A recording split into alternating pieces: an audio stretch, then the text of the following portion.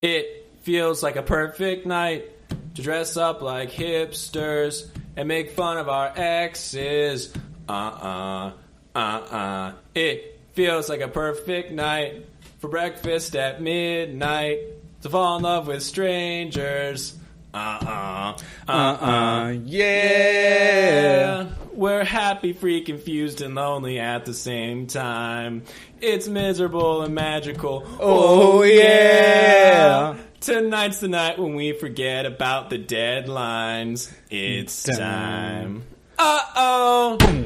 I don't know about you, but I'm feeling 22. Everything will be alright if you keep me Next to you. I don't know You don't know about about me, but I bet you want to. to. Everything will be alright if we just keep dancing like we're 22. Yeah, 22. 22. This is the 22nd episode. That was probably hard to listen to. Well, you got through it. Congratulations.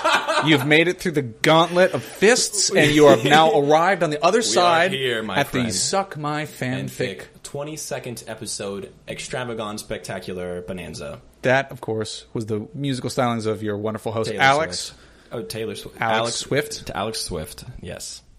And I don't know Ryan. about you, but I'm feeling 22 right now. I'm feeling pretty 22 episodes. GD 22 right now. Not going to lie to you, I honestly never really expected to get this far, so. Right. Yeah. Yeah. We're here, though. We've made it. You didn't expect... I certainly did not expect me to get this far. I was going to flake out. We do not stick with things. No. But after episode 1... When they're wildly unsuccessful, though, Yeah. we do. That's the only time to grit and bear it. Absolutely. Why would we stick with something that we've mastered? I've got the New Jersey grit in me. Yeah. I've got to just keep grinding. Yeah, the Jersey Shore, the grit from the Jersey, sand. the sand. We all doing it on the beach with the syringes. The syringes. I just watched that episode of Always Sunny in Philadelphia. Rumham! That's a great episode. The Rumham episode, yeah. I love Dee and Dennis just romanticize the Jersey Shore, and they go there like, it's trash, this place is awful. Yeah, they get the bank robbery. Yeah. My dad actually has some memories of the Jersey Shore because his family... If you have memories of the Jersey Shore, you didn't do it right. I think he was like 14 when he went. I stand by what I've said. Yeah. It's fine. I think he was an alcoholic until he was 14, so he didn't do it right. Yeah. Anyways, hello, everybody. This is Suck My Fanfic, 22nd episode. Not at the Jersey Shore. We're still in Manhattan. Sorry to say that. Mm-hmm. And I think we have a real doozy for you this week. Ooh.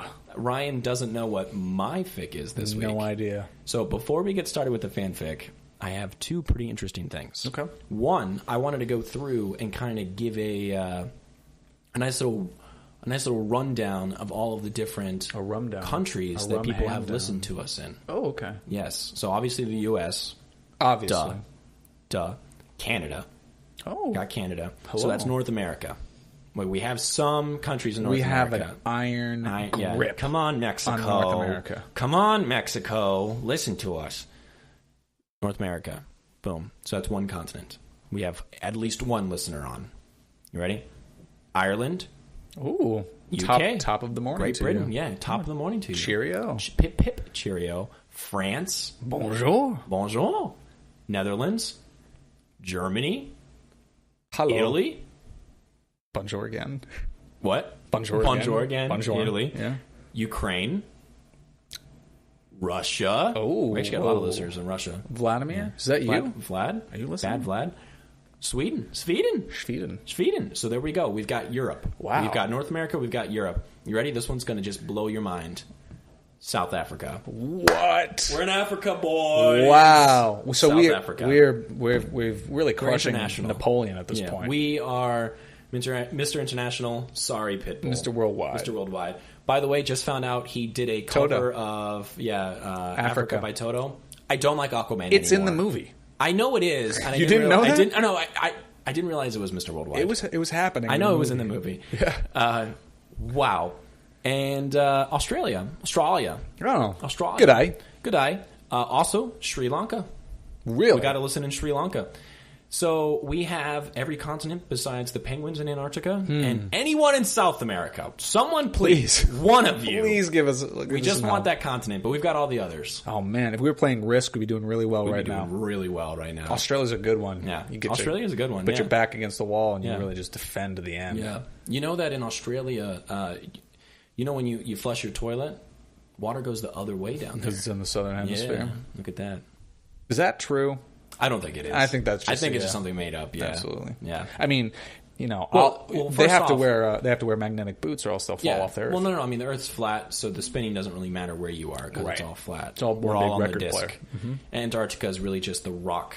What's it called? The ice wall. Great ice wall. Yeah, on the other side of the ice wall, there's more continents, more land. Yeah, absolutely. Yeah, the globalists, the global elite, just doesn't want us to have that land. They want to keep us slaves to this land. I was in an airplane the last week. Yeah. I saw no curve.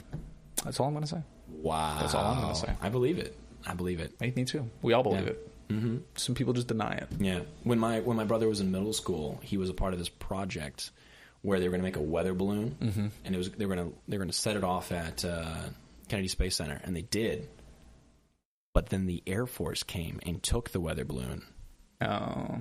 Now that sounds very suspicious. They claim it got as high to see the curvature of the Earth. I haven't seen the footage, but the Air Force said there was some sensitive stuff on there, and they weren't allowed to have it. Oh, okay. I bet they said it was because it was about the, being near the NASA Air Force bases, all some this. BS. They just didn't want us to know that there's no curve. There's no curve. No. We're also on the back of a giant tortoise. Mm-hmm. And then below that is another tortoise. There's another tortoise. And then another. It's just turtles all the way down. Turtles all the way down. Isn't that a John Green book? Turtles. It's based off this time Stephen Hawking gave a talk, and he explained the universe and everything. And this lady said, "Well, you're wrong. We're on the back of a turtle." And he's like, "Yeah, well, what's below that?" And she's like, "A turtle." And he's like, "Well, what's below that?" And she said, "It's turtles all the way down." And he was just he was like, "Wow, you're fucking with me." That's a real thing that happened. That's really this. Wow. It's Stephen Hawking. Stephen Hawking. Very different people. They look the same. He tells this story. Sound the same. He tells that story because he's just a good guy. Yeah, and it struck him as funny. That is funny. Yeah. The weather balloon story is true, though. The Earth is flat. That's true as well. Well, yeah, that part's true. 100% true. My brother really did make a weather balloon, and it got taken by the Air Force. So I'm glad that all of us on the same plane. Yeah. The same, literally, two-dimensional plane are in agreement over this. And gravity is actually just the disk moving up. I'd love probably because more turtles are getting added. God, more turtles are being added every day, people.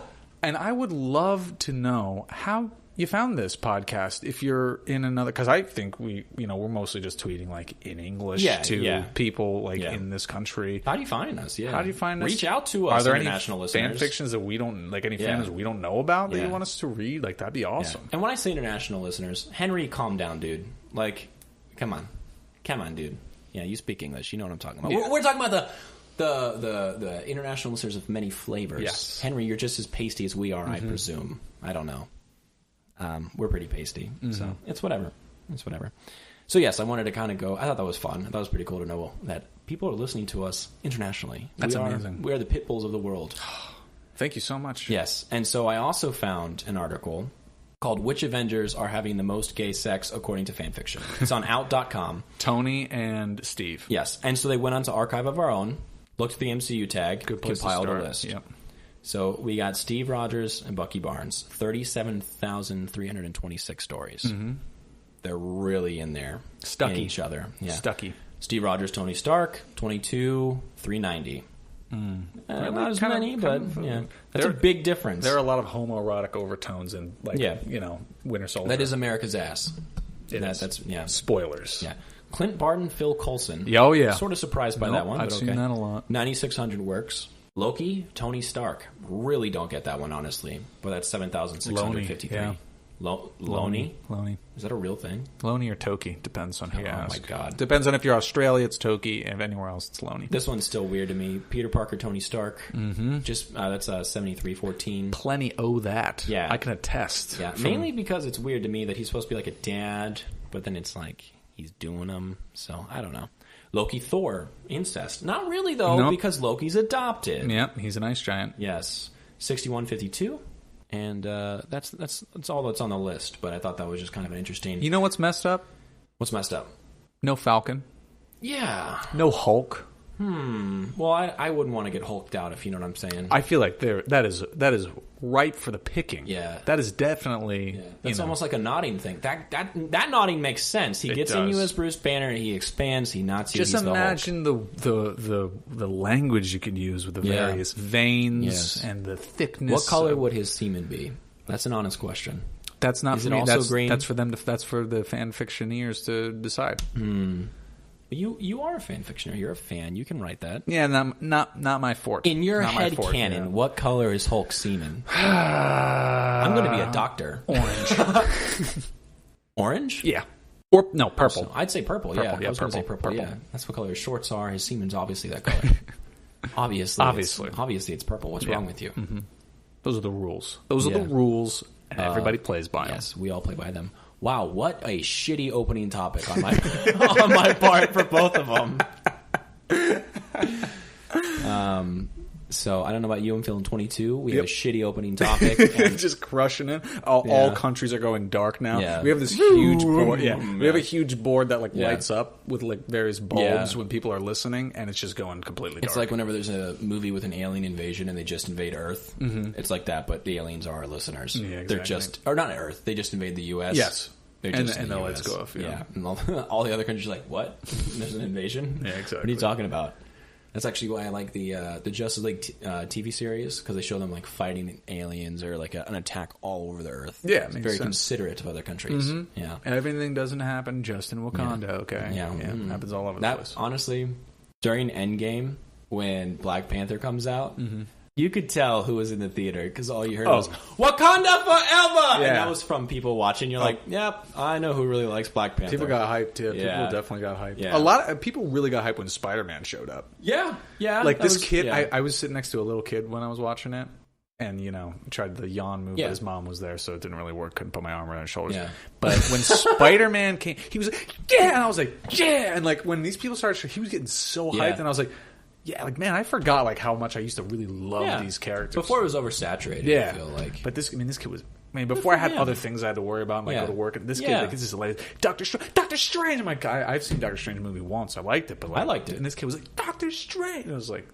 Good for him. That's a really good way to watch that This movie. is why these movies are being made. This kid right here. Yes. Yeah. And that's why I was like, nice. Yeah. I can sit here for 3 hours and watch this. That's how I was when all of the women stopped fighting and conveniently got to the same part of the battlefield just to say we got her back and then not do anything. Mm-hmm.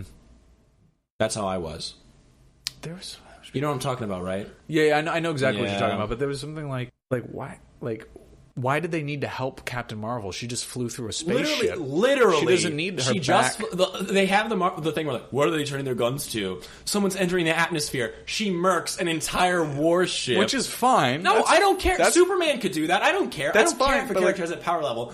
But she doesn't need help from Gwyneth Paltrow. Shuri, who has the arm blasters. Like, I would say that Gwyneth Paltrow is even more useless because she's not a fighter. I haven't seen Iron Man 3. So I started criticizing that, and I was told that's not fair. She actually does fight in Iron Man 3. Okay. But because she's like in the suit, and the suit doesn't. Yeah. Well, I mean, that's my whole problem with an Iron Man, the concept of an Iron Man to begin with, because it's like, if you can just put the suit on anybody, he's not special anymore. If you can put an Iron Spider suit on Peter, and he's just Iron Man, why the fuck do I care? Yeah, dude. Take away the suit, what are you?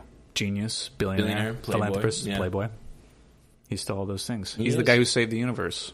He laid down his life. Yeah. What's your superpower? I'm rich. We're cutting out all this because it's spoilers. Maybe we'll put this in the Patreon. Dude, this is going to be like a month after the movie comes out. Even still further, so. Too sensitive. I don't think so. If you haven't seen it, if you haven't seen the most profitable movie ever by now, I mean, I'm sorry. I saw this kid on Facebook. He posted today and said, "Avengers Endgame." Spoiler. Wow. And I was like, "What?" And everyone was like, "Did you just see it?" He's like, "Yeah, I've been busy. I just saw." I was like. Ugh. I have friends that are like, third time's a charm. Yeah. Yeah. Maybe that's our opening topic, our Endgame review, which is like totally going to invalidate my opinion because, quite frankly, I thought Infinity War was better. Infinity War was pretty sweet. I think Endgame had really high points, and I think Endgame had really low points, personally. Infinity War was just super tight, and it wove a bunch of stories. I wouldn't say it was tight. You could have cut out about 30 minutes, and it would have been the same movie. But Endgame was more about, like, closing up Tony Stark in the original Avengers. I hate movies that are just fan service, and that's what Endgame felt like to me. But it wasn't so fancy. It was also like they had to go back in time I got to do it. it. And they just happened to be like, remember Guardians of the Galaxy? It was all... Was it you Member that told me it was berries. just... I told you Yeah, about member berries, yeah. yeah. It was just member berries. From South Member Park. Guardians? And I remember. And there's your South Park reference. for the Yeah, there we go. episode. South Park. We always get it. Nailed it. We always get it. Always. But it was... remember when we hadn't found out who the Winter Soldier was yet? I remember. Because when he's like, Bucky's still alive. Bucky's yeah. alive. Yeah. That was cool. I did not like dabbing Hulk. I thought that was a war crime and an atrocity. I don't really... don't care for that. Whenever No. Mark Ruffalo tries to get too cute, it's just not okay. No. I didn't like the whole Professor Hulk thing. I was like, good for them. Flabby Thor. I didn't like that. You know why? You know why I like that? It was because I didn't like it, and I was like, "Wow, this movie is going to be." You're going to watch it. Fuck you. They're going to make $2 billion, and they're making these weird, like, elseworldly comic book choices. I was like, "Good on them." I really did lose my shit when when Steve said "Hail Hydra." I was like, "Oh, that was dope. That was cool. That was cool." When he picks up that hammer, that's one of the that's coolest the moments. strongest moment in all the MCU. That's one of the coolest moments. Mind. One of the coolest moments I've ever seen in a movie theater. It was awesome. At the same time, I really, really, really, really, really got bothered by the way they ended Steve's story. Oh, how he just becomes an old man? Because there's too many plot holes. Don't think about it. Don't think about it. Let's not discuss it here. Look, all I'm saying is it sounds like Marvel wanted to have their cake and eat it too. Yeah. It's like all the cool shit that you were familiar with, he still did, but he also gets a happy ending. Fuck you. And also, you can't have both. That means he lived through everything and let everything happen. Like he let everyone die. He let everything. He knew what was going on this entire time. He let Tony Stark's parents die. Yeah. Because he knew what was going to happen, when it was going to happen. He let it happen. So I didn't like that. I wasn't a fan of that. I thought it was fine. If you didn't think about it, it was also, the right ending for the man out of time. Why is Scott's daughter aged like 20 years and no one in Spider-Man's universe is aged at all? That's why I'm waiting for Spider-Man to come out, because they're going to have to explain that. How the fuck is every character important to Peter Parker? All of them got snapped at the same time. Literally, that's like lining up all, like, let's just say 10. Let's say 7 characters that are important to Spider-Man's movies. And going, all right, this coin toss has to be heads. Oh, it's heads. This one has to be heads. Oh, it's heads. 7 times it was all heads. Fuck you. No, it wasn't. Yep. I don't believe it. So, at the same time, as I said on Twitter, I'm also sitting there believing that a man can swing from webs and that it's a 0.3. Norse gods. It's a 0.4% chance, in case you're wondering. 0.4% of them chance. all, and a 50-50 shot of them all happening. Law of averages says it's possible. I just think it's unlikely. So is a man who can do whatever a spider can. I get it. Just like law of averages states that some planets might have been completely spared, some planets might have been completely decimated. Sure, yeah. Law of averages. I mean, I get it. I understand. I understand it could happen. It's just unlikely to me. What if Thanos had snapped himself? Is that possible? Can the wearer of the Infinity Gauntlet snap himself? Well, I mean, the snapping is not like just the only thing the gauntlet does. It's like whatever you want to do with the gauntlet. So it's like, I'm going to kill everybody by myself. I think that's what he did. Yeah. I don't know. I hate... I didn't even hate the too many plot holes. Don't think about it. It was a good movie. It was fun. It's like, no. If you're going to be critical of every other movie ever, can't I be critical of this one? Yeah, you can. But that's when I was watching, I was just like, yeah. Good. Done. Boom. Well, I thought it was a good ending, but now they're like, Phase 4, fuck you. Oh my god, we got more shit to come. Yeah, that's why I think like this is a really good time for me to kind of like... I've heard a lot of people say that. They're like, I'm done with the MCU. It was just so... Everything was nice and... I mean, again, they're all going to make money. Yeah. The next generation's going to enjoy them, but like our generation is like... I made it. The MCU is now complete. I've heard from... Game of Thrones is complete. Star Wars sequel trilogy is complete. Yeah. I've heard from upwards of 6 people that they're done with the MCU and they're excited to see what DC has to offer now because of Shazam and Aquaman and Wonder Woman. Well, there you go. That they're like, I'm moving on. I got this universe the way I wanted. I'm moving on to critically acclaimed dramas. Time for me to grow up and watch The Wire. Yeah. Ugh. Not The Wire, just growing up and watching things that aren't silly kids. I'm going to start watching Downton Abbey and The News. I am now a grown up. I'm just kidding. I watch cartoons all the time. Yeah, exactly. Yeah. I'm going to watch nothing but hentai from now on. Grown up. Adult stuff. Adult things. Adult hentai. Things. Tentacle porn. It is art. It's drawings. People worked hard on it.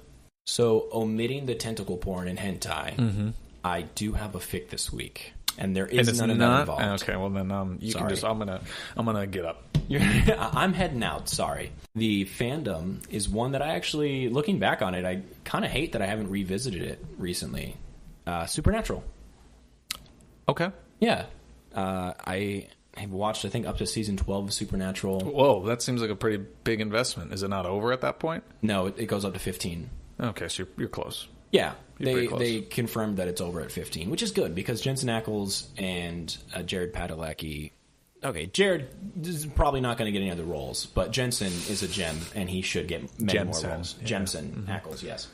So it's a Supernatural. It's a Supernatural fanfic, and it's a cross.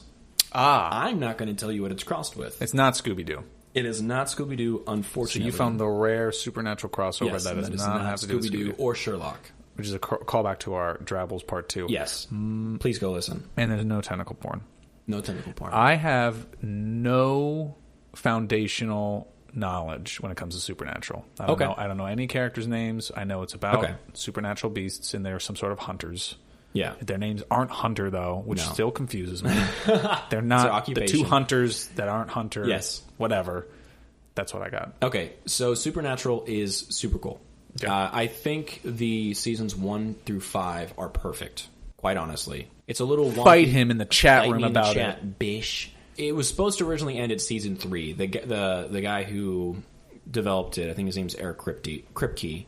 I know his last name's Kripke. I think his last name's Eric, or first name.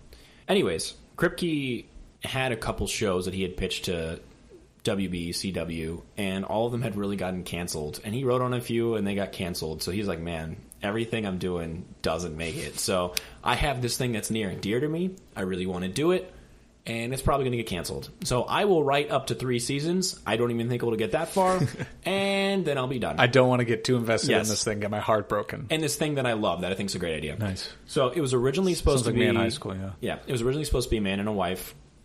They were originally supposed to be driving around in a 1965 Mustang. Mr. and Mrs. Hunter. Okay, yeah. It got changed because he realized that, especially on the CW, the whole romantic drama thing was kind of overplayed. Mm-hmm. And he said that there was something special about a family love, a family drama. True. And he said, okay, I'm going to do brotherly love. I'm going to make it about 2 brothers, Sam and Dean. 2 brothers. 2 brothers. I'm going to make it about 2 brothers. And someone said, hey, a Mustang's cool, but these guys are big. Is there another car that we could do? And he said, okay, fine, 1967 Chevrolet Impala. Oh, it's flat black. It is the 4-door. This guy sounds like he was just shopping for a car. Like he's this first car, and they're like, you can't have that. How about this other What's the other one on the lot? Yeah. But the Chevy Impala is honestly perfect for the show. Like I said, it's a nice gloss black. It's got all the chrome trim. It's a little unbelievable when they do their burnouts because it isn't automatic, so they're like burning out. You know how you burn out in an old car like that? Yeah. You hold your foot on the brake and the gas. They're just doing it to show off. Yeah, whatever. It's not like when you burn out in a manual, and an old car like that should be manual. I get it; it's a little bit harder, whatever. But they could have had cool scenes where they were like shifting and everything. Oh yeah, away from just shit. like in not Need for Speed, Fast and the Furious, where there's infinite gears. Yes, downshift, Dom, yeah. downshift. But in this, they just like, go, Sammy! And then he just like steps on the gas, and then it's automatic. Oh, yeah, we should explain automatic transmissions to our international listeners because it's mostly manual across the pond and beyond. Really? Yeah. I thought it was only like that in like the developing countries. No. Oh, yeah, no. No. Manual transmissions are huge in other countries. Yeah. Does that really need to be explained? That's not self-explanatory? You don't have a clutch or a gear shift. You just put it in drive. And you still suck at driving. If you live in New you're Jersey, actually worse at driving. Because you totally zone out. You just kind of glide down the road. Like, there are a lot of chases in this show, so it's like, go, Sammy! And then he just, like, puts his foot on the gas and goes, Pedal to the metal. Yeah, and my first car that I drove regularly was a manual, so I have that experience and that love for that slick, shift. I still have a manual, Yeah, yeah. I mean, it's a hatchback Honda, but it's still a manual. Yeah. It's zippy. It's zippy. So these guys are driving around in their zippy Impala. Is the Impala really important to the show? The Impala is like the soul of the show.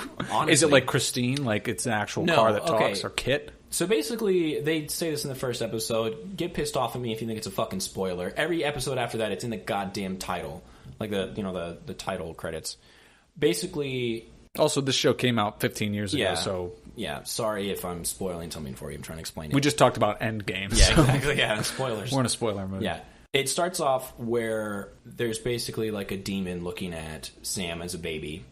And so Sam's mom, as she's like trying to fight the demon off, gets basically like shot to the roof, and then the house gets set on fire. So the baby gets handed off to Dean. Dean runs out with his little brother. The dad... How much older is he? I think he's like 4 or 5 years older. Okay. So he's like old enough to carry a baby. The dad tries to stop it, can't, runs out of the house. House burns down. Mom dies. Mm-hmm. Dad, John Winchester, I believe is his name. A lot of dudes in this show. Okay. But the dad, played by Jeffrey Dean Morgan, Negan, and Thomas Wayne, who would be an amazing Flashpoint Batman, just saying. He is the Papa Winchester, and he realizes that there are supernatural things out there. Mm-hmm. And so he's going to become a hunter to fight them. He's going to train his sons. No one ends up like his wife. Nice. So he trains his son. It's like Kick-Ass. Like he trains his kids to be like machines. Exactly. And so they go across the country. It's very Americana, where they're stopping It's motels. like an anthology kind of deal. They're drifting from town to town. Yeah, town to town. Very similar to American Gods, actually. How they're going town to town, solving these like these did supernatural you watch the mysteries. original Incredible Hulk TV show? No. It was like that. Is it like that? Yeah. Okay. But yeah, so they would, I heard reports of a Wendigo, and they would like go that sounds awesome. Yeah, and so they would go there and they would like fight the monster. Oh, okay. And it's almost like Buffy when the different monsters come to town. And a lot of the first season a lot of the show in general is like this, but a lot of the first season especially is like research. And while they're researching, they're explaining it to the audience. So if there's a new supernatural creature you've never heard of, you learn about it. So like I didn't know what a Wendigo is. I couldn't tell you anymore because it's been a while since I watched the first season. But Wendigo, cool, you learn about it, they fight it. That's awesome. There's one particular episode in the first season that's really it's very horror driven, obviously, but they're in an asylum and they're trying to fight a haunting, and they go into like all the lore of like how to fight ghosts and assault. Sweet. And what's really cool is they have like shotguns. Salt. I learned that from Hocus Pocus. Exactly. That's a great movie, by the way. It is. In their shotgun shells, they've removed the buck, and they put in salt. They put in salt, That's so they shoot at ghosts with guns, and that's like, awesome. It's so cool. And I should probably watch. Where can you watch this? It's on Netflix. Oh, yeah. Fucking watch it. Maybe I'll watch it. I would honestly say if you're going to watch it, but you don't want to commit to the whole thing, stop at the end of season 5. Stop a minute before season 5's over, because season 5 like is each season like 30 episodes, and they're like 45 minutes long. Yes. So 1, 2, I'm and standing 3. on the precipice of a very tricky situation. 1, 2, and 3 are 22 episodes. 4 is, I think, 12. 5 is 22. Because he only wrote up to 3. Yeah. 3 ended on a really good note. Okay. And then they were like, hey, can you expand on this? And he's like, yeah, but I'll only go to 5. I only wrote to 3, but I'll go to 5. Okay. Then 5 ended really well, and they're like, hey, can you keep going? And he's like, I don't want to, but I will. And everyone enjoyed it.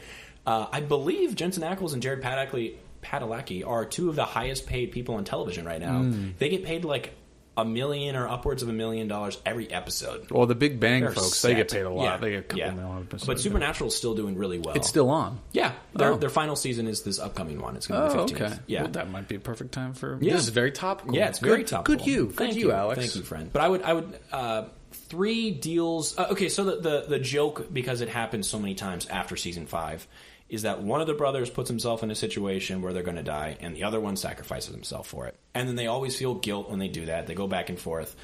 And so 3 ends on a note with one of the brothers going to hell. I won't say which one. Mm-hmm. And then he gets pulled out of hell, and then that's when they introduce angels. So demons are a constant thing throughout the whole series. So now there's series. good supernatural things. No, the angels are also evil. Ooh. That's the thing. It's a very ambiguous Saucy. angels where they have good intentions, but they have very bad means, and they have a very bad hierarchy of angels that are manipulating people. Like Albert Pujols is an ambiguous angel. Like the guy's a Hall of Famer, but he's not good. No. He could hit 2 homers in a game or strike out for 3 straight games. And what's really cool is demons, like I said, are a constant thread in the show since season 1 even. Mm-hmm. And the demons don't have to ask to possess people. The angels do. So the angels are even more manipulative because they have to lie to get inside your body because they need a physical being. Okay. And they also say that every angel has like a true vessel. And when the angels come in, they have this big apocalyptic... Oh, this is like Altered Carbon. Yeah, it's big. It's awesome. It gives this big apocalyptic story, and it's centered around the brothers. And it's awesome. It's great. This definitely sounds like something I'd be interested in. It's fun. And literally the first season is nothing but hunting and fighting these new things trying to get their dad back.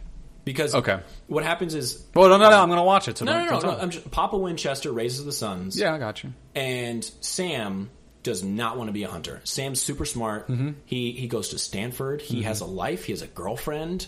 And he's getting out of the game. But the thing is once you're a hunter, you're never not a hunter. And Sam and Dean never had a choice. Sure. And Dean, being the one who didn't have the opportunity to leave... this all sounds nice. Had all this stuff thrown onto him by the dad. Yeah. The only thing Dean can do is be a mechanic because he's worked on the car so much. And the car is kind of like the center of like the family dynamic. Sure. Because that's what they were raised in. That's what their dad had. And so they would go town to town. Yeah. And like Dean has like his name carved in on one of the doors and they would never replace that. And, like... action figures that fell down. Is there a season that begins with the car being destroyed? Yeah. And it's like, what happens now? Yeah. And so, like, the next season is Dean, like, rebuilding it. And then they have Bobby, who was basically like a dad to them. He actually taught them how to play baseball and, like, gave them a normal dad childhood. Stuff. He did dad stuff. Yeah, but Bobby was kind of like the, the arms dealer for the dad, and he would be the babysitter, and he'd help him with research. And God damn it, there are some good episodes with Bobby. And Bobby's not in the series the whole time, if that gives you any clue of what's going on. But fuck, there are some good episodes with Bobby. Okay. And is Bobby in this fan fiction? Bobby's not in this fan fiction, unfortunately. Because it's a cross, so it's only... Only the main characters. Yeah, exactly. And so at the heart of it, it's a brotherly family thing. It's a family show. They're trying to get their dad back. Trying to reconnect. They're trying to save each other from all these bad things that are happening. I really like the show. Yeah, it sounds good. I will admit, I think I watched all of season 11 when I had strep throat, so I don't even think I remember it. But nice. Yeah. Just in like a NyQuil and induced haze. Couldn't sleep. I was in bed for like a week. Fading in and out. But after season 5, they kind of go off the rails a little bit, where they have to start making up all these new storylines, obviously. But I would say 1 through 5 is very contained. After that, it's still entertaining. It's still enjoyable. Okay. If you like the characters, if you like the show, it's worth the investment in time to keep going. But the story's not going to be anywhere near as good. All right. I think that's probably the fairest thing I can say, because 1 to 3 is so self-contained. 4 and 5 are one storyline. And every episode, obviously, they're solving like another crime. Yeah, but there's an overarching. Yeah, but there's... You got to keep people coming back to watch the actual episodes. It definitely follows the CW formula, if not helped write the CW formula, especially with like the Arrowverse, where it's like we have this overarching enemy for this season, but in 22 episodes, I'm going to be doing different things every episode. I just get so much fatigue with those shows specifically, like Arrow, Flash. I couldn't get through them because they were so long and so many episodes. I didn't feel that way with Supernatural. I'm going to be honest with you. Well, because it seems like each one has a really strong structure. Yes, and each one is very, very specific. And there are romances where like you really feel it. There's sometimes, Dean revisits a town he visited 5 years ago, and maybe there are new children in the town that weren't there before. I don't know.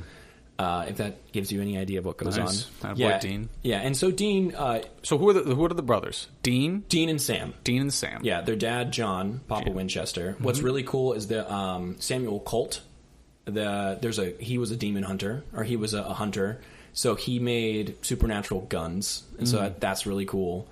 There are vampires in the show. There are werewolves. There are skinwalkers. Did they all have names, or is mostly like just the names of like the main characters? The main characters: Sam, Dean, Bobby. There's no like main villain character name. Don't spoil it. Azrael the demon. He's a main villain. Spoilers, earmuffs. If you don't want to hear this, the angel Michael is a villain. Not surprisingly, Lucifer is a villain at one point. I don't know if this is a spoiler, so if I'm spoiling it, I'm sorry.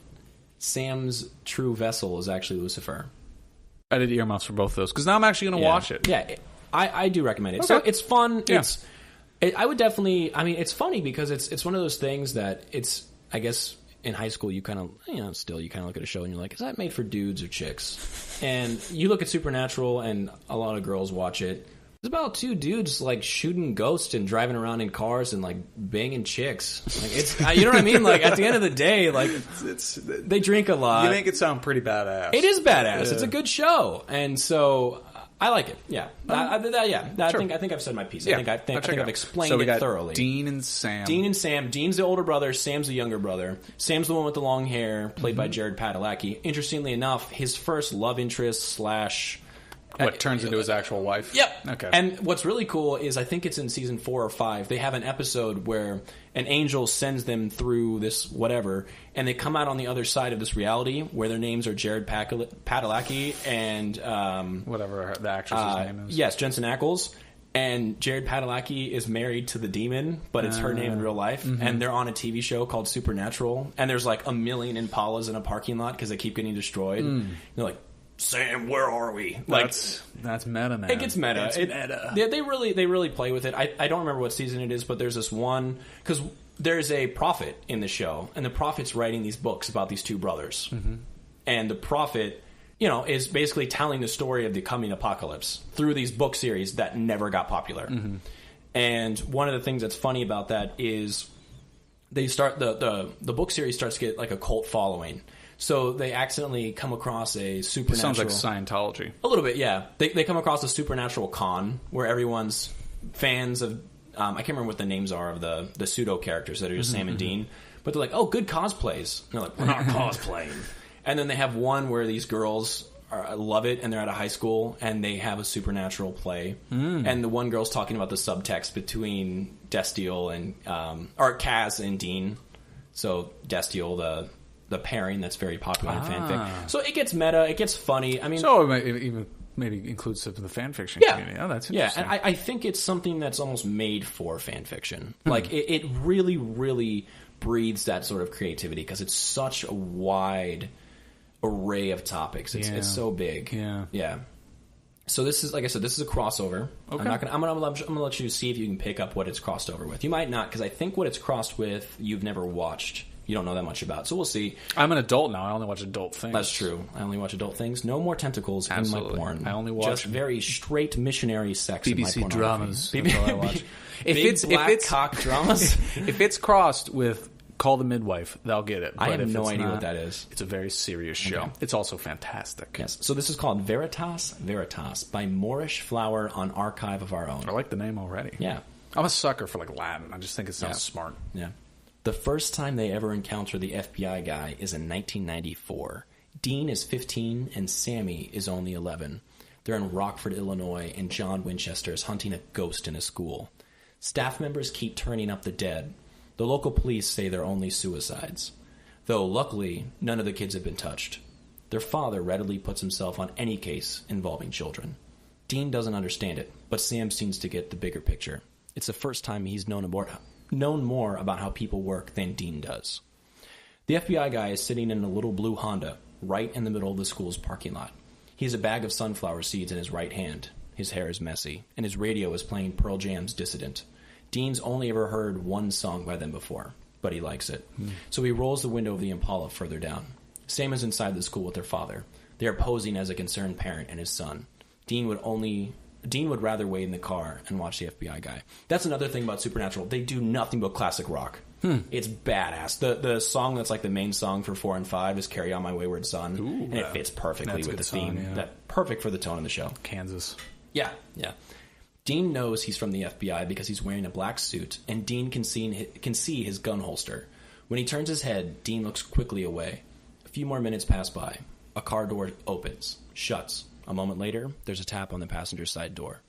Dean looks up. FBI guy has a big nose but a good smile. He doesn't look like the type to listen to rock and roll. You go to school here? Dean shrugs. He doesn't look at the guy directly in the eye. No, I go to school across town, which will be true for at least another week, allowing a couple of days to solve the killings and then another day to get everything packed up. FBI guy doesn't lean on the car like it's a piece of furniture. Dean respects that. Good, he says. Things are pretty ugly in there. I guess. Dean concedes Sammy and their dad in the school's lobby. They'll be coming out in a few minutes. Hey, kid, do you believe in ghosts? Dean's head snaps around. He stares at the Fed. His smile is still nice. His hair is still messy. I might, he hedges. That's good, too. You know, in Taoism, there's a thing called a hungry ghost. People who die hungry or thirsty or without a roof over their heads turn into these malevolent spirits who come back and eat the emotions of the living. People who've got a hungry ghost feeding off them get sad, and then depressed, and then suicidal. The guy glances up at the school's building. It's all rounded. Dean has been looking, and he is hard-pressed to find a corner. And everything is white, from the paint to the bricks to the sidewalks outside. They say that if you design a building in a certain way, it'll attract ghosts, the guy murmurs. Feng shui. Yeah. And then pats the side of the Impala. Anyways, keep toughing it out, kid. Life gets better after high school. And then Sam and Dad come out of the school, and the guy gets back in the car, and they all go their separate ways. Dad, he asks later, is there such thing as a hungry ghost? As it turns out, there is, and it's what they're hunting. That's the first time they meet the FBI guy. So there's going to be a time jump, but... another big theme is like what their lives would have been like had they not been hunters. You know, Dean probably would have been captain of the football team. They really show athletic. this, or they think they just talk about it and think about what they missed. They'll show him when he's like 15, and how he'll have like semi-normal interactions with other high schoolers. But then he'll go off and have to go and hunt. Yeah. Okay. Yeah. This is cool. I like this. Yeah, and this to me it hits on the theme. It hits on the tone of Supernatural, where it's really like noirish. It's mystery, but it's horror. They're solving this thing. Yeah. They're only giving you bits of information, and the first episode, or the first season, I think, honestly, is so great, self-contained. To me, it's really season Perfect, one. because that's as far as I'm going to get. Exactly, because I don't follow through. Yeah, for me, it's season 1 is its own thing, 2 and 3 is its own thing, 4 and 5, and then after that, whatever. But 1 is very self-contained. They town to town, different monster every time. There is kind of an overarching story at the end where they're trying to get their dad back. And it's just good. It really hits on that tone to me. He becomes sort of a local legend amongst hunters. The Fed in the suit with the sunflower seeds. Most of the time, he has a redhead with him, and they solve mysteries, like the world is fucking Scooby-Doo, and only they know how to unmask the villain at the end. But then there's a whole year where he doesn't have the redhead with him, and he looks lonelier for it. Sadder. Crop circles make him excited. A couple hunters have tried to summon the guy before, like you would a crossroads demon, by rolling some logs around in a couple of cornfields. The Fed never showed up, not once. It was like he could smell what was real and what wasn't. They run into him, periodically. First, it's the three of them, Dean, Sam, and their father, and then, for a little bit, it's just Dean and Dad. Sam doesn't trust him, while Sam is still around. But Sam doesn't listen to Pearl Jam, and he says the Fed is probably eating sunflower seeds because he's just quit smoking, so Sam can kiss Dean's ass. Pearl Jam is awesome. So it's written by the perspective of Dean, and follows Dean around. They talk again in 1999. They're on a farm in Stanley, Idaho. There's nothing but woods for miles around, and Sam is back at the hotel, studying. He's shot up like 6 inches in the past few months, and he's still getting used to his new height. It makes him a liability on hunts, so he stays behind. Personally, I can attest to that. When I was playing baseball and I grew up, fucking sucked. Couldn't hit anymore. Not that I could hit before, but you know what I mean. Yeah, drop that batting average a couple points. Dude, when you grow taller and your arms grow, you're like, what is this? Yeah. I'm used to the kid body. What's the adult body? Where's the instruction manual for this? Yeah, exactly. And the really crazy thing was when I was in middle school, I remember getting made fun of because I didn't have any hair on my legs yet. And now I'm a bear.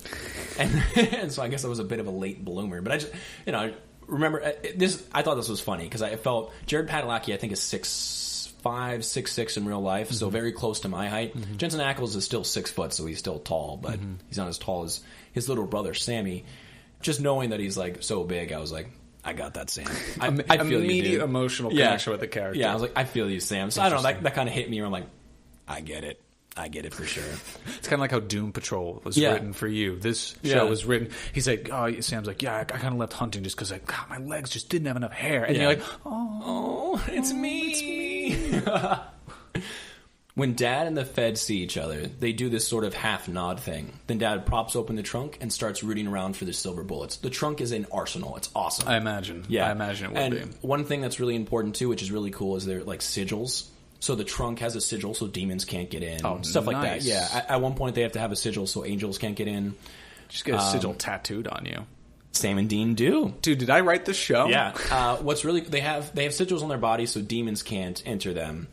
But they actually have to get an angel to inscribe a sigil on their bones, so angels can't get inside of them. Yeah. So it's very, like, when they want to trap a demon, they have to have a specific sigil on the ground and do specific things. So this is almost like Full Metal Alchemist. Yeah, it really goes into, like, the lore and, like, the magic behind it, which is really cool. But it's a very low fantasy. So, it's cool. Yeah. Sure.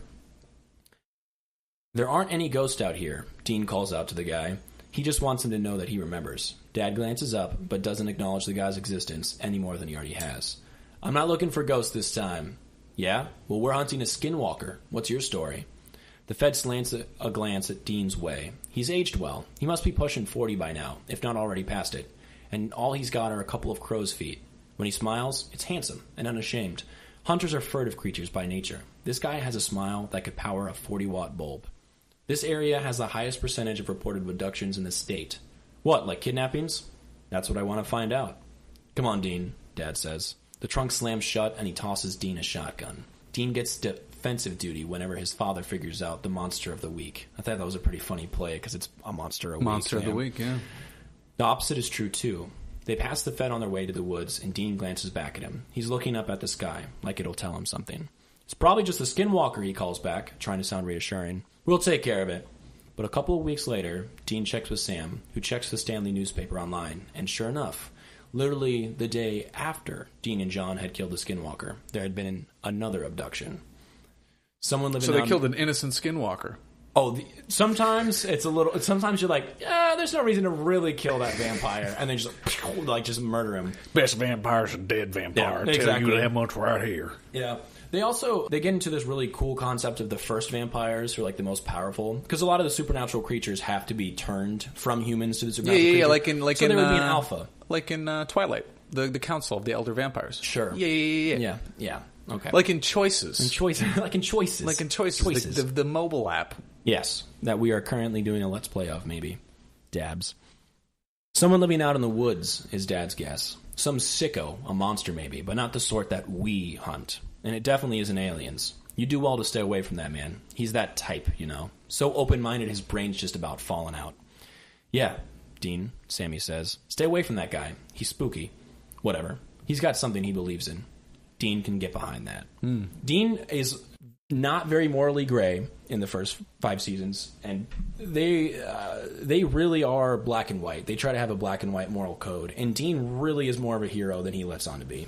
His character is one of those people who kind of has a martyr complex. He's always putting things on him. He's always trying to help and save people and do what he can. I mean, that's every hero. If you want him to be likable, that's like in Into the Spider-Verse, when they're like, who's going to sacrifice all the Peter Parkers? I'll me. Do it. Yeah. That was a good moment. Yeah. With Sam, he's a little different. He's kind of has the like things are thrust on him, and he's an academic. He's a reluctant hero. Yeah, sure. Yeah. Oh, then you get a little of both. That's what I'm saying. Both Sam, exactly, and Dean, both hunters. Yeah. But they go at it for different reasons. Nice. Yeah. Sam leaves for college, and Dean sees the Fed, but it's only on occasion. It's the year when he's totally alone, when he rides in his rental car of the week with his bag of sunflower seeds in the passenger seat. Oh, he has sunflower seeds. No, this is still the FBI agent. Okay. Rather than a pretty red-haired woman, he goes out of his way to avoid talking to people. If Dean didn't know better, he'd swear the guy was a ghost himself. Do you know who it is? Can you guess?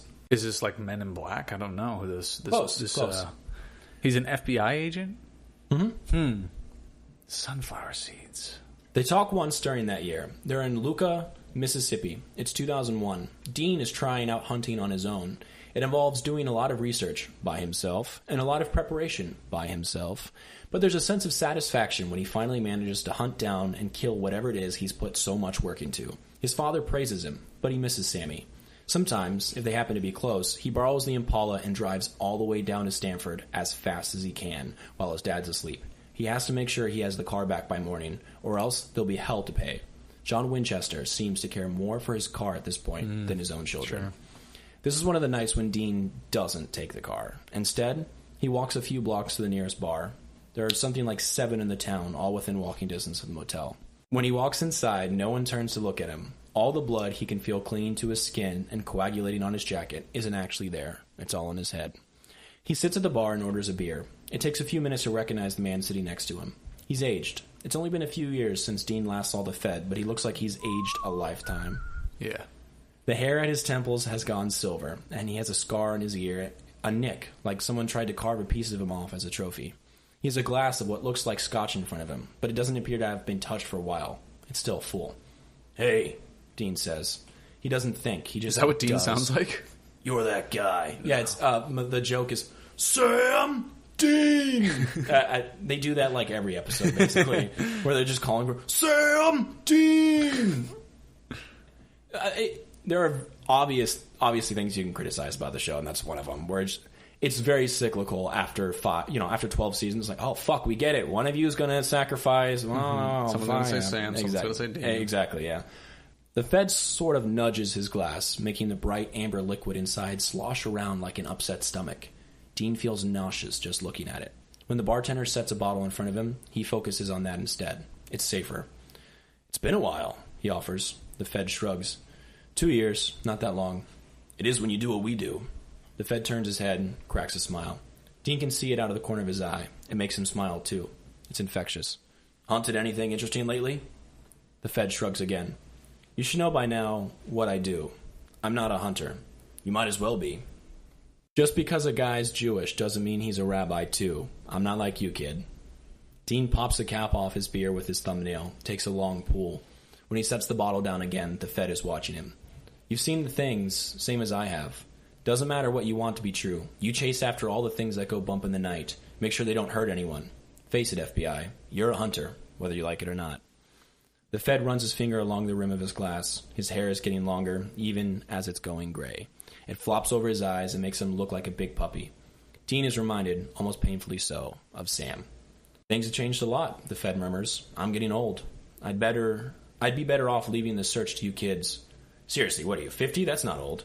The Fed lifts his finger, but it's only mild offense that colors his expression. Hey, I'm 45, you little punk. 50, Jesus Christ. Dean raises a hand. Sorry, my mistake. That's exactly what I mean, though. You're a good hunter. You've got plenty of time left. Shit, man, it's not like this is the sort of job you can just quit. The Fed freezes. It's like someone reached into his brain and flipped an off switch hidden in there. He's so still that for a second, Dean panics and starts to look around for whatever monster is hiding in the bar. What sort of creatures could stop time or freeze someone? Was there a basilisk hiding under the karaoke stage or something? Then the world sort of stutter starts and everything is normal again. The Fed picks up his scotch for the first time and takes a sip, then takes a folded bill from his pocket, sets it on the bar, places the glass on top of it. He's getting up to leave, Dean realizes. He's leaving, and I'm never going to see him again. He doesn't know why he thinks that, but he can feel it reverberating in his gut. What's your name, kid? Dean swallows. Dean Winchester. Dean, huh? I thought his name was Dean Swallows. Dean I was like, that's a weird last name. Dean Swallows. Dean Hunter. Dean Hunter. Hunter Dean. Dean, huh? I want you to remember something, Dean. It's important, so don't laugh it off or think it's bullshit, all right? Yeah, sure, what is it? The Fed reaches into his pocket. Dean can hear the crinkle of plastic. When the Fed pulls his hand out again, his palm is full of sunflower seeds. The truth is out there. Remember that. He squints, but before Dean can ask what the hell that's supposed to mean, the Fed is popping a few seeds into his mouth, and then he just leaves. Sort of strolls out with his hands in his pockets and his shoulders a little slumped. He looks ragged. Tired. He's still the coolest fucking thing Dean has ever seen. He doesn't see him again for 8 years. The FBI guy roams across the country. At first, he hunted monsters on the government's dime, but now he's furtive and quick. He's smaller even as he becomes larger than life. Hunters in Chicago tell stories about how he rolled into town one day in January and set fire to an entire nest of rabid earth elementals, escaping and burning wreckage without so much as a scratch, and then going to get a burger at the diner just down the street, still covered in soot and reeking of smoke. The stories say that his name reflects his spirit animal, shown to him by a Chickasaw shaman. It's either wolf or bear or tiger, no one knows for sure. The stories also say his gun was made by Samuel Colt, that it's supposed to be the prototype for the legendary gun itself. He eats a 5-pound steak for breakfast every morning. No, he eats nothing but livers and hearts of animals he's killed himself. Like they make him like super cool, and also like he eats meat. He's a lion. Yeah. In order to absorb their strength. He's the smartest man alive. He's practically Goodwill Hunting. I thought that was... come on. He eats 34 bags of sunflower seeds a day. This is just this guy's shopping list. Yeah.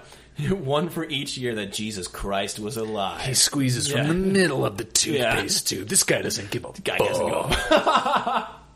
He'll drink the milk straight out of the jug. Buy one, get one. He buys one. And he gets one. The story is, he eats 34 bags of sunflower seeds a day, one for each year that Jesus Christ was alive. This is the only thing that Dean imagines might be based on truth. When he sneezes, hurricanes blow down the coast of South America. I thought this was one crossover. Yeah, now it's Enter the Dragon crossover. Too. Okay. He once killed a man in a Mexican bar just because he could. Now it sounds like Leroy Jethro Gibbs from NCIS. 8 years of this. Dean feels special for knowing the truth. That the FBI guy is just this dude who's getting older and who's trying to do the right thing. He can't kill a vampire with only the power of his mind, but Dean knows that he's got floppy hair and a big nose and that sort of smile that lights up a room. He holds the Fed's last words in his mind. The truth is out there. Dean doesn't know what the truth is, but he supposes it never hurts to look for it. I thought that was a pretty good line. Yeah. Dean and Sam are in Wapunka, Oklahoma. Some witch has been selling enchanted farm equipment that freaks out and kills whoever uses it. And if Dean never sees another tractor as long as he lives, he'll be glad of it. That's so true to this show. They're posing as federal agents. Sam keeps picking at his sleeves. The dry cleaner must have used some chemical that his skin isn't used to. Dean clamps down on the urge to laugh as they step into the county sheriff's office. "Bit late, fellas," the sheriff says. He doesn't even look up from his desk. Sam blinks. "Excuse me? Your supervisor's already here, boy. I'll tell you, I have heard some rumors about redheads, but I never put any stock in them until I met her. She's waiting for you in the cooler." Sam looks at Dean, like he'll have answers. Dean just shrugs. What does he look like, a crystal ball? Fuck that. He heads for the cooler, how quaint, before Sam can start asking questions. The morgue looks like every other morgue in the country, maybe a bit smaller, but the shelves are crowded with bone shears and forceps, scissors for cutting clothes, scissors for cutting tissue, boxes of latex gloves, and absolutely everything smells like disinfectant. All in all, it's one of the cleaner morgues Dean's been in. Standing over the autopsy... As far as morgues, he's like a Yelp elite reviewer of morgues. Basically, yeah. Well, I mean, they are always posing as federal agents or cops or whatever, so they're always going in like morgues and seeing dead bodies. I could see him writing a review. When I stepped into this morgue, what was it? Wapahonk? What is it? Wapunka, Oklahoma. The Wapunka, Oklahoma morgue brings about a subtle medicinal tone. The staff wasn't very friendly. Staff wasn't great, but it made the up management for it. Was nice. Yes. More than accommodating. Everyone really seemed to be having a nice visit. 3 stars. Yes. Standing over the autopsy table is a petite, red-headed woman. She's wearing sensible shoes, and her hair is in a neat And the lighting bob. was to die for. It was to die for. Her face is just beginning to show the wear and tear of age, but she's still pretty smoking. If Dean were into cougars, he'd go for it. Lying on the slab is the FBI guy. Whoa! "Fuck," Dean says, and the woman turns towards him. Her eyes are so intensely blue that for a second, Dean has to pause in order to comprehend them. She's wearing a suit, too. Dean can see the outline of a gun holster against her hip. "Is that a gun, or are you just happy to see me?" Okay. "Mulder talked about you," she says. Her thumb rests against the Fed's temple, against the thickening patch of gray there. "I'm Dana Scully. We were partners." Dean clears his throat. "So you, know about all the..." He twirls his finger in the air, the universal symbol for crazy, impossible shit. Scully's mouth turns up in a smile. "He dragged me everywhere. When we still worked together, looking for the truth. Yes, I know. And I know what killed him, too, which is why you're here. I might have sent your friend out there an email. I was hoping you would help me. I'm not as fast as I used to be." Dean can't drag his gaze away from the Fed, Mulder's face. He looks sad, like he doesn't want to see the chase end even after all the pain it's caused him. Dean reached out, doesn't even think about it, and rests his fingertips next to Scully's. Mulder's skin is tepid, but not cold. Like there's still some fire smoldering inside him, just under his ribcage. Smolder makes sense, yeah. "Yeah," he croaks. Scully's thumb touches his. "I always heard about you," she murmurs. "Dean, he said you were a good kid. I have thought he was making you up. A whole family driving around the country hunting monsters? I'm glad he wasn't. You made him happier, even when I couldn't. It was knowing that there were younger people who would keep believing, even after he was gone." She lets out a breath. There's melancholy in her eyes, but it's more bittersweet than anything else. Dean imagines this is probably how Mulder would have wanted to go. He was a hunter, after all. Hunters don't get to die quietly in their sleep surrounded by fat grandkids. The best they can hope for is one last great adventure, going out in a blaze of glory. Mulder would be remembered for decades after today. Decades. Dean can only begin to hope for such an honor. "It was a werewolf," Scully says, and then laughs. Short, sharp. I can't believe I'm actually saying that out loud. Mulder would make such a fuss, but it's the truth. It was a werewolf, and I know who it is. Think you can handle it? Dean presses the pad of his thumb against Mulder's jawline. He can hear Sammy out in the lobby, still talking to the sheriff. "The truth," he sighs, and then, yeah, we're ready.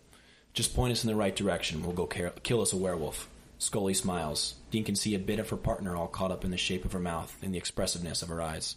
As long as she's alive, some part of Mulder will live on. It's beautiful. Yeah. "Sammy," he sticks his head out the door. "We've got a lead. Let's go." What lead? Where are we going? Dean glances back at Scully, then to his brother. There's a bit of Mulder in them, too, as long as they keep believing. We're going to find the truth. That's the end. Oh, that's the end. Yeah. Oh, nice. Yeah, so it wasn't very action. It's about the relationship. Yeah. Yeah. So obviously it's the X-Files, yes. if you couldn't guess. Ryan got about halfway through. Mm-hmm. After I asked him and he didn't know, he got it. I really like the idea of them existing in the same world. Yeah. I think that's really cool. And I like the idea of them crossing paths.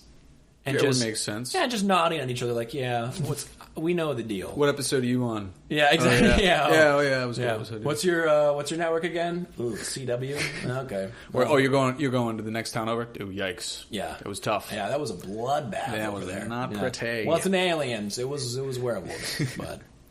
Yeah, so I don't know. It was more like a character study. It was more of just a fun little crossover. I thought it was more than fun. Yeah, it sounded like someone who really liked Supernatural, but was like paying like homage to X-Files. This kind of like not only is the character like a predecessor for these characters in this universe, but also that show was a.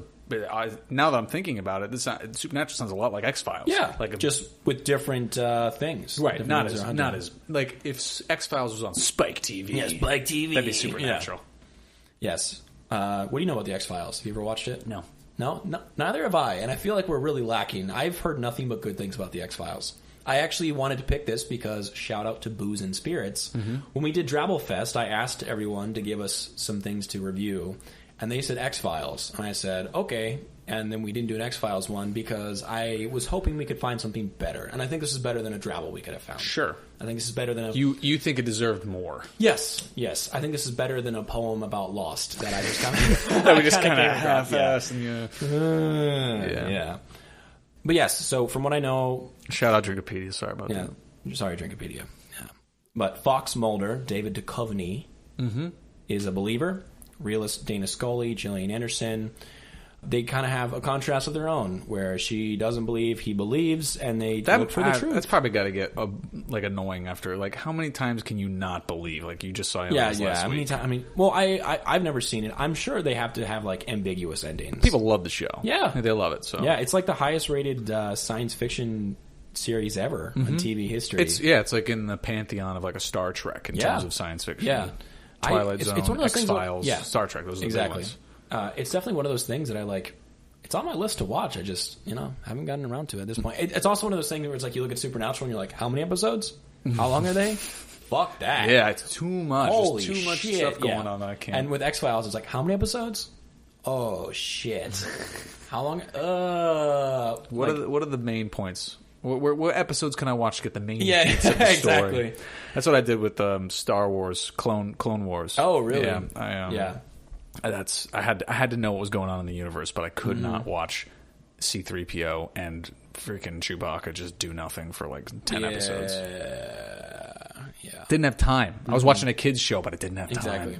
But they did reboot the X-Files. It is on again. But I guess Gillian Anderson, Dana Scully, she's leaving again. Okay. So I guess she was on there for like 1 or 2 seasons. She JD'd it. Yeah, she JD'd it. But no, I if anything, this just makes me want to watch X-Files even more. I definitely think I need to get around to that because I need to be cultured. I need to know what's going on. If I like Supernatural and it seems so similar to X-Files, yes. But for those of you who know X-Files and Supernatural, I hope you enjoyed this fic. Mm-hmm. If I have any criticisms, I think when they were talking about the legends of Mulder... Yeah. It was kind of insane. Like he's a man's man. He's a man. He ate 1 bag of sunflower seeds for every day that Jesus was alive. But he believes in aliens. He drinks. You know what I mean? Like he drinks his cigars and smokes his whiskey. Yeah. So I think that was a little over the top. But I as far as the supernatural parts go, I think they were right on the nose. I think they were really well written. I think where's the one line that she even said that was good? Which one is it? We're talking about like this, the curve of this mountain. Yeah. Dean reaches out, doesn't even think about it, and rests his fingertips next to Scully's. Mulder's skin is tepid, but not cold. Like there's still some fire smoldering inside him, just under his ribcage. Yeah. That's good. He probably just died, that's why. Yeah. But I like that. Yeah. And that's some good... I feel like Supernatural has a noir twist to it. Okay. Fantastical noirish sort of feeling, and I think that wording captures it. That wording gets it. You know what I mean? Yeah, it is. What I like for me, like when I think of this fan fiction, it delves a little to like I would say melodrama, a little bit. So, and that's kind of the extreme of what you're getting at. Like it can become a little too self-serious. And that kind I of mean, thing. Supernatural definitely gets that way sometimes. It's on CW. Yeah. But it's one of those things where it's like it's cheesy, but you gotta like the cheese. You gotta eat up the cheese because that's what the show is. And if you take it seriously, the cheese won't seem so bad. But if you don't care, the cheese is going to seem terrible. Yeah, it's going to be something smelly and moldy. Exactly. Yeah. But if Scully you like and the show, moldy. it's going to be a Scully and Mulder cheese. Yeah. Compliments. I think it was really well written. There were there's some really standout lines. Yeah. There were. I live for the standout lines of fan fiction because sometimes I think someone thought of a sentence and then they built the fan fiction around it. That's still really cool. I'm for it. I mean, when you get to it, it's like yes. I think the story was good. I liked how it kind of checked in every few years. Yeah, and they just ran into each other. Pretty classic, nice structure. Yeah, like I said, tonally it kind of hit. I think it hit really well where it should. You know what I mean? With Supernatural at least. So I liked it. I thought it was good. Yeah, I don't think it's the best thing we've read on the show, but I think it's up there. Yeah, again, for me, I think it is a little melodrama kind of a little short. It could have been a little longer even, you know? Sure. But, you know, part of the reason that this is so good is that we don't get to see the hunt of them with Scully. And one thing that I kind of saw, I've been watching a couple video series about the difference between horror in TV and movies and books. And one thing like H.P. Lovecraft, what he did a lot when he would write horror. That's Harry Potter Lovecraft for everyone out there. Harry Potter Lovecraft, yes. One of the things that he would do is he would write and he'd be like, there was this monster and it was so inconceivably scary. It had this, and he would give little bits and pieces of what the monster looked like, but the scariest thing is that your mind conjured up this crazy thing, and there's no way the monster looked the same in anybody's mind. Oh yeah, I mean we talked about this, fear and comedy share both that they are entrenched in the unknown, and it all comes down to timing. Exactly. Something scary or funny. And so I feel like that's almost the same with this, where you don't see the battle, but you know that they go and kill that fucking werewolf. Right. And I don't know who pulls the trigger. I don't know, who ends up dealing the death blow. I'd like to think it was, Scully, because she's never killed a werewolf before. But, who knows? And I think that's cool. I think you get to choose your own adventure after that. And I think that's a really cool device, really cool plot device. And I think that's what I like about fan fiction overall, is it kind of just gives you more of those little moments and those little things. Yeah. It's little bite-sized bits. Unless you're reading 145,000 word thing, and then you're just... Those exist. You're diving into it. Yeah. So yeah, that was Veritas. Archive of What do you think the title means in relation to the story? Truth. The truth is out there. Veritas.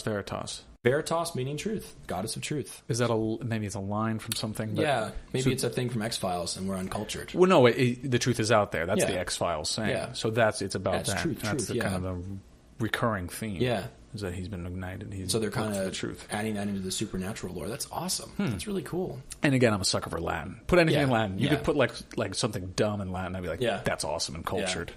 That's sweet. I could get anything ASAP Rocky lyrics, fucking problem in Latin. I would put it above my kitchen, and I'd show it off to people. Be like, look at this. Quick Latin fact: what is the famous Caesar phrase about? It's not et tu, is it? No, et tu brute. No. Yeah. Well, what did he say when he would about Rome? Was it Caesar? I'm pretty sure. Yeah, it was Caesar who said it. VVV. What does that mean? Veni Vidi Vici. I came, I saw, I conquered. Oh yeah, okay. You know what I'm talking about? I hadn't heard that. You never heard that? Nope. So that's a very popular phrase attributed. I'm pretty sure it's to Caesar, which is Veni Vidi Vici. Mm-hmm. I came, I saw, I conquered. Interestingly enough, Veni Vidi. Vici. No Vici. No Vici. Veni Vidi. You came, I saw. Veni. I came. That was a joke. Oh. Yeah. Sex. High five. Yes. People do sex. Veni.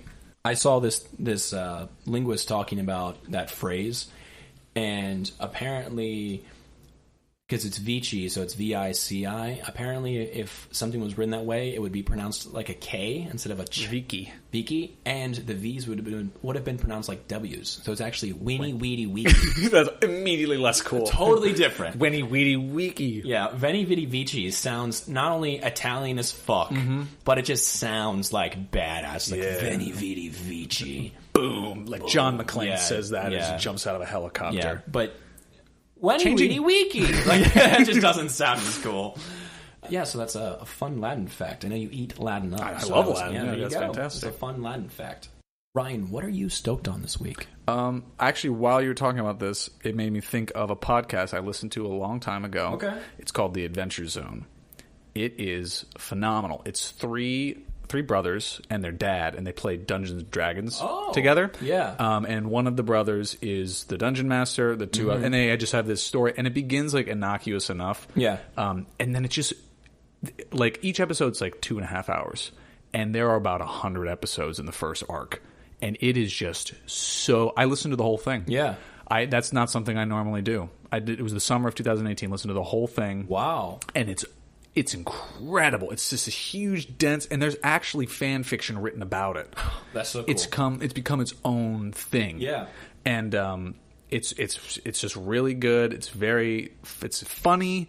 It's emotional, and then they have all these like really good like animated bits on YouTube, and they actually made their own graphic novel out of it. They like made a graphic novel of the first season. Yeah. And it's really great. And then once they finished their 100 episode arc, they did Monster of the Week.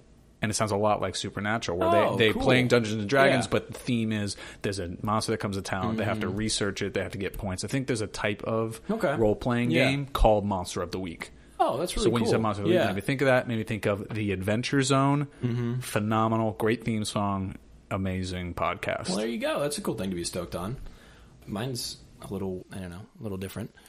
I am currently stoked on reading.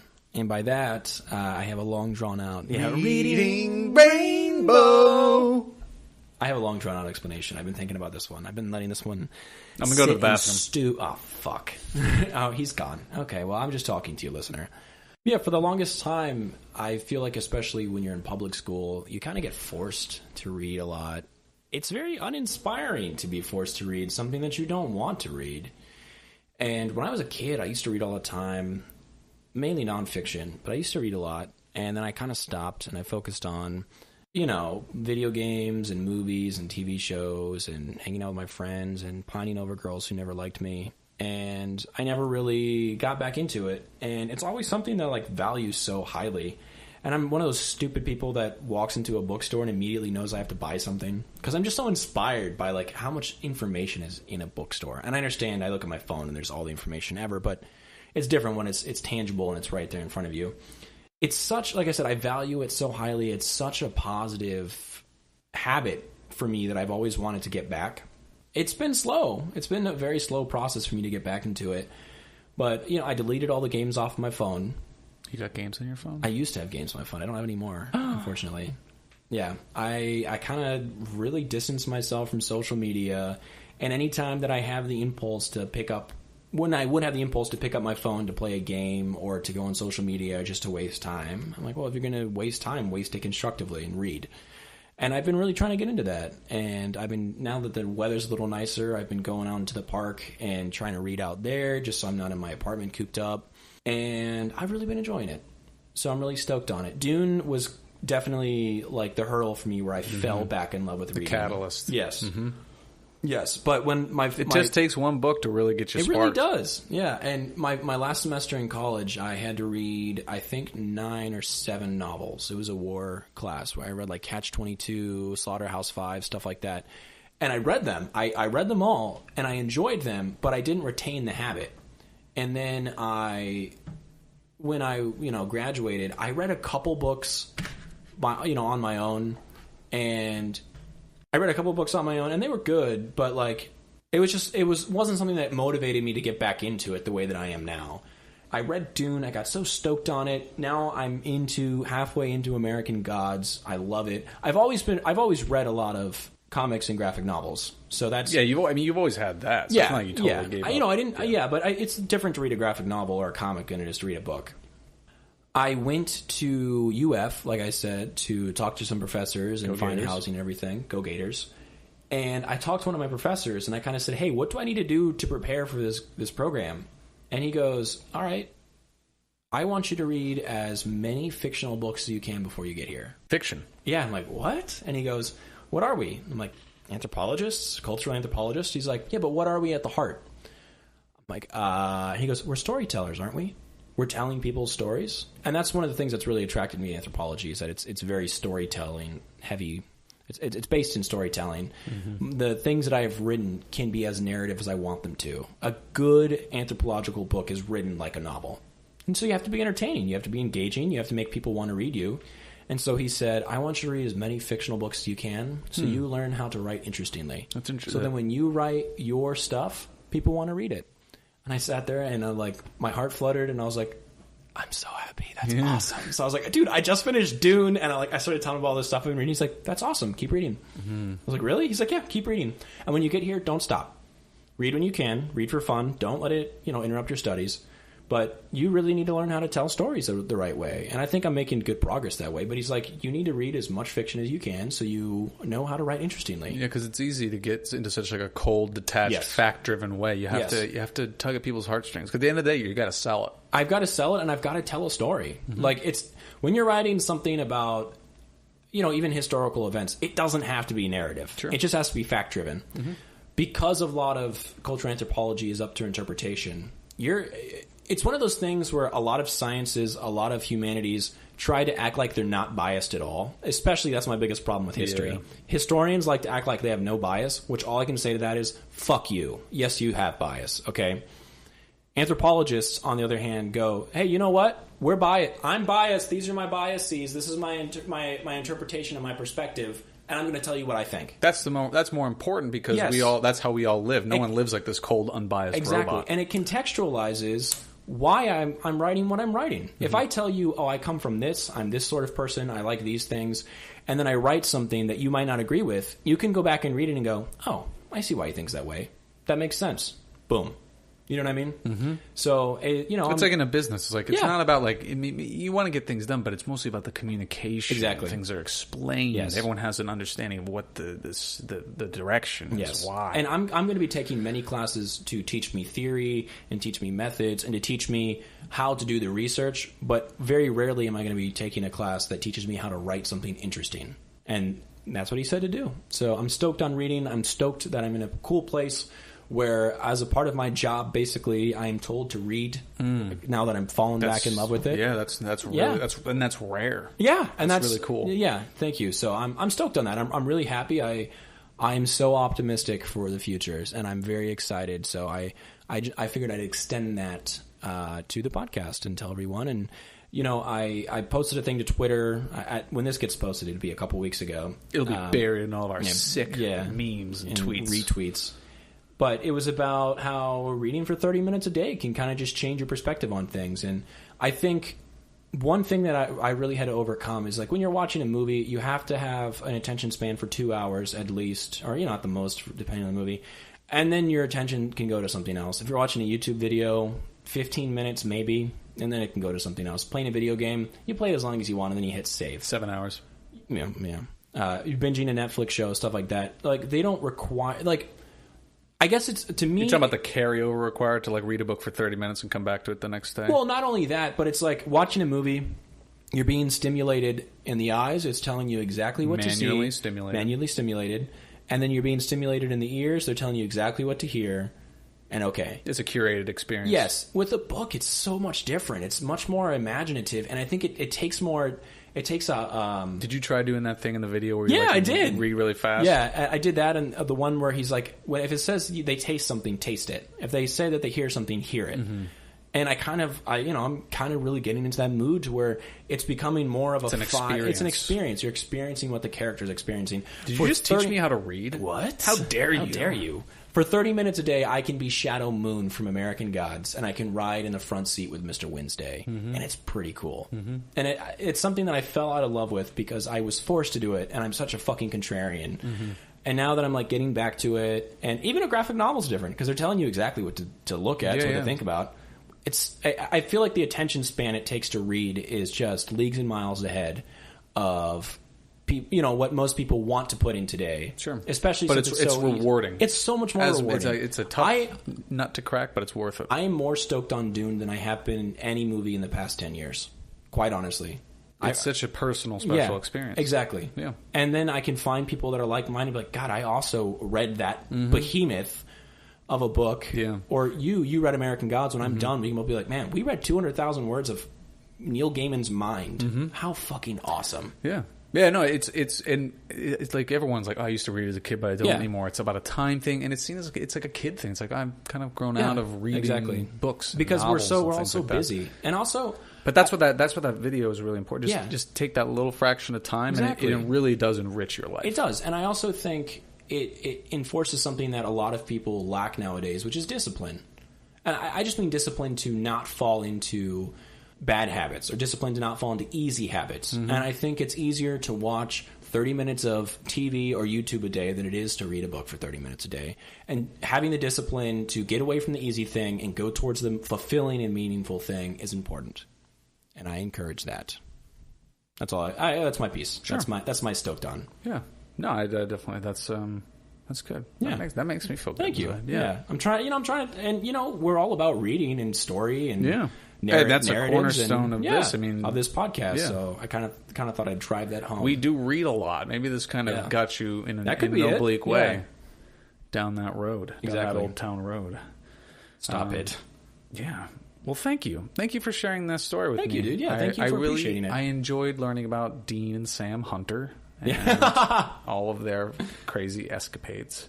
You're very welcome. I hope you watch Supernatural, and you can report back to me on how you feel about it. I'm going to just read the captions and have my own experience. Okay. I'm going to put it on caption and read the Please captions. Please do. Yeah. So that's pretty much it for this episode. Hey, follow us. Close the book. Yeah, let's close the book on this one. Follow us where you follow us. Write a review for us. Follow us through the streets of New York. Please give us monies. Please don't find me in New York. I don't really literally care. follow us. Yeah, literally follow me. Surveil us. Yes. Park outside our apartment. Yes. I will give you the address. Ryan keeps getting random stickers sent to his house. Not random stickers I requested. Yeah, he required. I'm joking. Thank you to everyone who sent a sticker too. Yeah, you guys are awesome. They're cool. Well, who sent you stickers so far? You are not alone. And you are all alone. Podcast. You are all alone. I'm sorry. And the Angry Dad. Angry podcast. Dad. Yeah. Thank you both. Pretty if sweet, you hear this, I got a magnet from the Angry Dad podcast too. Oh, did he really? He sent you a magnet it's too? on my fridge, dog. That guy's so fucking cool. Yeah, he's What a cool dude. What a cool dude. Yeah. So thank you guys. We appreciate that. We appreciate you listening. If you stuck through all this, and what should we remember, Ryan? I mean, well, you kind of hit on it. Go out there. Tell your story. Yeah. You got a story. It's worthwhile to hear. We all need to hear it. So go out and tell it. So take a look. It's in a book.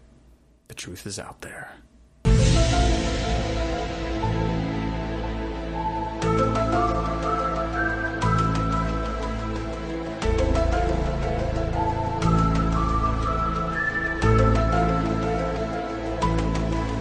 Ryan's acting like a spaceman.